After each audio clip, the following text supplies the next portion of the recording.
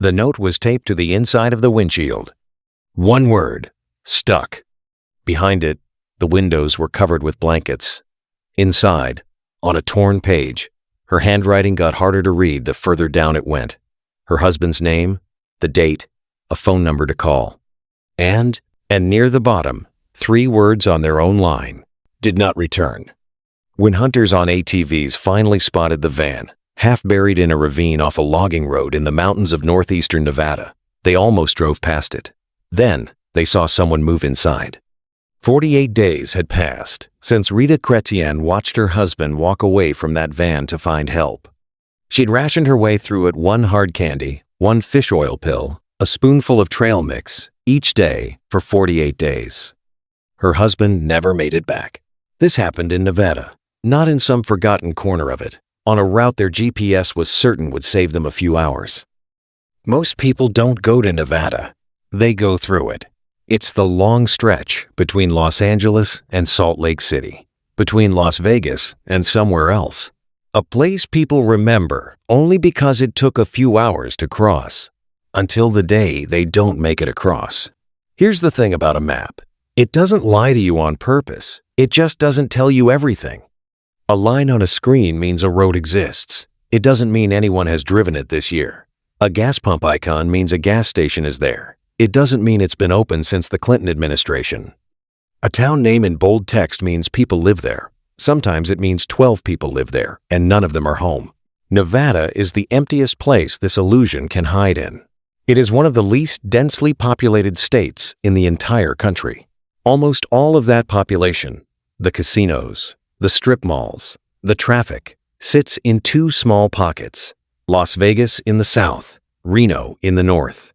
Everything in between is called the Great Basin, a vast, dry expanse of mountain ranges and dead lake beds that most Americans will never learn the names of. Drive out of Las Vegas heading north or west, and watch what happens to your phone. Within an hour, the bars start dropping. Within 2, they're gone for good, in long stretches with nothing to bring them back. Your GPS still works though. That's the trap. The blue dot keeps moving. The route keeps recalculating. Everything about the screen in your hand still says, "You're fine, keep going." The device that's supposed to warn you when something's wrong is the one thing in the car that never runs out of confidence. That's the illusion this state is built on. Not that it's dangerous, but that it looks connected when it isn't. And there's a reason this illusion is so easy to believe. It has nothing to do with technology. It goes back to history. 100 years ago, mining boomtowns went up across Nevada almost overnight. Silver, gold, a rumor of either one could summon a town of a few thousand people out of nothing in a matter of months. And when the ore ran out, the towns emptied just as fast. What they left behind wasn't nothing.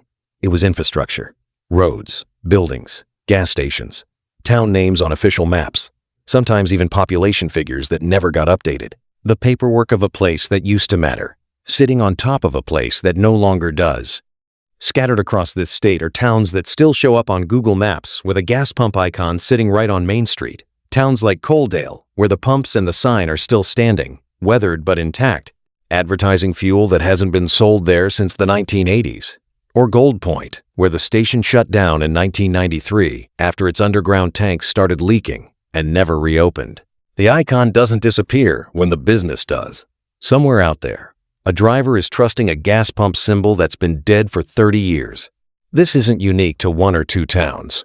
It's the pattern underneath the entire state. Nevada doesn't just have ghost towns scattered through it.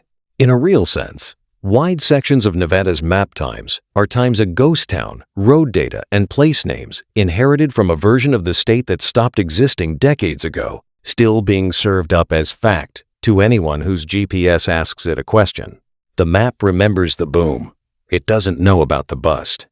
If your car broke down right now, miles from the nearest town, would you stay with it or start walking? Most people would walk. It feels like the productive thing to do. Sitting still feels like giving up. Alan Lohman thought the same thing. He was 67, driving between Hafen Ranch Road and Highway 160 when his SUV became stuck in the sand. He called 911 and reported his location. Dispatchers tried to locate him by pinging his phone, but it didn't work. Search and rescue teams were sent out immediately. They found his vehicle first. Inside was a note he had written. He was walking toward Highway 160 to get help himself. Hours later, they found him a quarter of a mile away. He never made it. The temperature that day was well over 100 degrees, and investigators determined heat exposure during the walk was likely the cause. A quarter of a mile, not 30 miles, not 10. A quarter mile from a vehicle that wasn't going anywhere, but was still there, still visible from the air, still offering shade. He traded all of that for a guess about which direction the highway was. And the guess was wrong. Search and rescue teams in Nevada will tell you the same thing every time. Stay with the vehicle. It's bigger. It's easier to find. It's shelter. Out here, walking doesn't always bring you closer to help. Sometimes it takes you away from it. Running out of gas or getting lost is a problem everywhere. In Nevada, it's a different category of problem because of what happens next. Say you do everything right. You call for help. Someone answers. Now you're just waiting. On U.S. Route 93, one of the loneliest stretches of highway in the state, the median wait time for an ambulance is 21 minutes.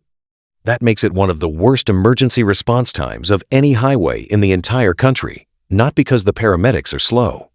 Because there's so much empty ground between the accident and the nearest place an ambulance can start from. 21 minutes doesn't sound like much until you need it to be 5.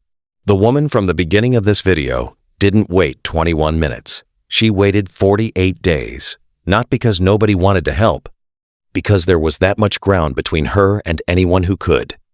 Here's the thing nobody tells you about Nevada. The moments that go wrong rarely announce themselves. Picture the drive that doesn't make the news. You left later than planned. The tank is under a quarter, but there's a town on the map in 40 miles, so you're not worried. The sun went down an hour ago. Your phone has said, "No service," for the last 90 minutes, and you stopped checking a while back. The road is straight, wide, empty. Nothing has happened for so long that nothing happening starts to feel like the permanent condition of this place. That feeling, the quiet, the emptiness, the sense that the danger, if there ever was any, has passed, is exactly the moment Nevada is most dangerous. Not because something is hunting you, because your guard is down at the exact moment the state has the least margin for anything to go wrong. This is where the state's last major hazard tends to find people. Livestock and wild horses standing in the middle of an unlit 2-lane highway at night. Nevada logs thousands of vehicle-animal collisions over any given 5-year stretch, most of them involving deer, with wild horses alone responsible for dozens of crashes a year across the state. Much of Nevada is open range. Livestock and mustangs are legally allowed to wander onto the roadway, and there is often no fence, no warning light, nothing between a dark animal and your windshield except however far your headlights reach. A horse doesn't show up on the map. It doesn't trigger an alert.